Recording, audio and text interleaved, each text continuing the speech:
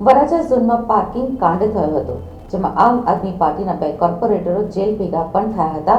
Contractor દ્વારા ગેરકાયદેસર રૂપિયા ઉઘરાવવામાં આવતા હતા. આ સમગ્ર કાંડમાં 2 આરોપીની ભૂમિકા શંકાસ્પદ રીતે સામે આવતા બંને ભૂગર્ભમાં જતા રહ્યા હતા.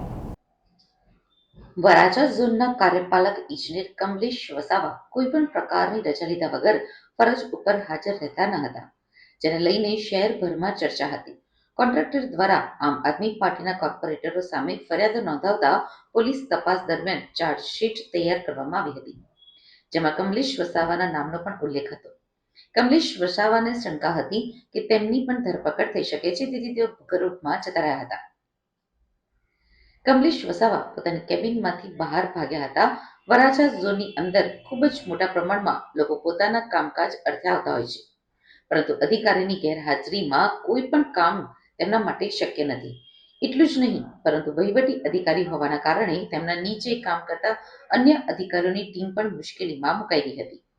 વરાછા ઝોન એમાં કોર્પોરેશન દ્વારા પાર્કિંગ કોન્ટ્રાક્ટ કરવામાં આવ્યો હતો, જેમાં ટેન્ડરમાં જણાવ્યા મુજબનો સમય પૂર્ણ થઈ ગયા બાદ પણ કોન્ટ્રાક્ટર દ્વારા પાર્કિંગના પૈસા લેવામાં આવી રહ્યા હતા.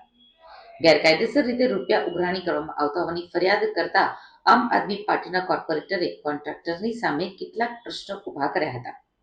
પાર્કિંગ કાંડ થયો ત્યારબાદ કમલેશ વસાવાની ભૂમિકા શંકાસ્પદ રીતે સામે આવી હતી. કોન્ટ્રાક્ટર અને આમ આદમી પાર્ટીના કોર્પોરેટરોને એક સાથે ઝોનની અંદર જ મીટિંગ કરાવી હતી, જે બાબતનો ખુલાસો થયો હતો. પોલીસ દ્વારા તેમના નિવેદન પણ લેવામાં આવી રહ્યા હતા.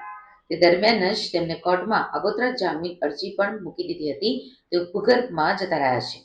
છેલ્લા 3 દિવસથી તેઓ ફરજ ઉપર હાજર રહે છે અને તરત જતા રહેતા હોય તે પ્રકારની ફરિયાદ મળતા સ્થાનિક વોર્ડ નંબર 15ના કોર્પોરેટર કમલેશ વસાવાની કેબિનમાં અંદર જઈને તેમને કેટલાક સવાલો પૂછવાના શરૂ કર્યા હતા. જોકે તેમણે કોઈ પણ પ્રશ્નનો જવાબ આપ્યા વગર માત્ર કોર્પોરેટરને સ્પષ્ટ શબ્દોમાં કહી દીધું કે હું તમારા પ્રશ્નોના જવાબ આપવા માટે બંધાયેલો નથી. કોર્પોરેટર ધર્મેશ ભલાણાએ જણાવ્યું કે આટલી મોટી પોસ્ટ ઉપર કોઈ અધિકારી ફરજ બજાવતો હોય અને કોઈ પણ પ્રકારની મંજૂરી વગર કે જાણ કર્યા વગર રજા ઉપર હોય તો તેને માટે પ્રજાના પ્રતિનિધિ તરીકે હું પ્રશ્ન કેમ ના પૂછી શકું?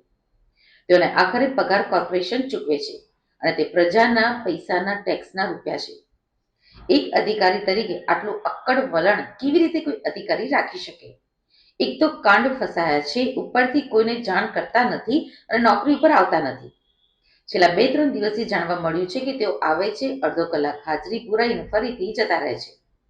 પ્રજાના પ્રતિનિધિ તરીકે હું આજે એમને કેબિનમાં ગયો હતો અને એમને પૂછ્યું હતું કે તમે કોની રજા લઈને ગયા હતા અને કેટલા દિવસની રજા લઈ હતી, તો તેમણે કોઈ પણ પ્રકારનો જવાબ ના આપ્યો. સામેથી મને એમણે એવું કહ્યું કે હું તમારા કોઈ પણ પ્રશ્નનો જવાબ આપવા માટે બંધાયેલો નથી. આવા અધિકારીઓની અમને કોઈ જ જરૂર નથી. આજે વડાપ્રધાન નરેન્દ્ર મોદીથી લઈને મુખ્યમંત્રી અને મેયર સુધીના તમામ લોકો પ્રજાના હિતમાં કામ કરવા માટે રાત દિવસ એક કરી રહ્યા છે અને આવા અધિકારીઓના કારણે પ્રજાના કામ થતા નથી, જે ક્યારેય ચલાવી લેવામાં ન આવે. પ્રજાને થતી હાલાકી માટે આવા અધિકારીઓ જ જવાબદાર છે. એમણે મારો એક પણ સવાલનો જવાબ આપ્યા વગર કેબિનમાંથી ઊભા થઈને સીધા જ બહારની તરફ ભાગી ગયા હતા.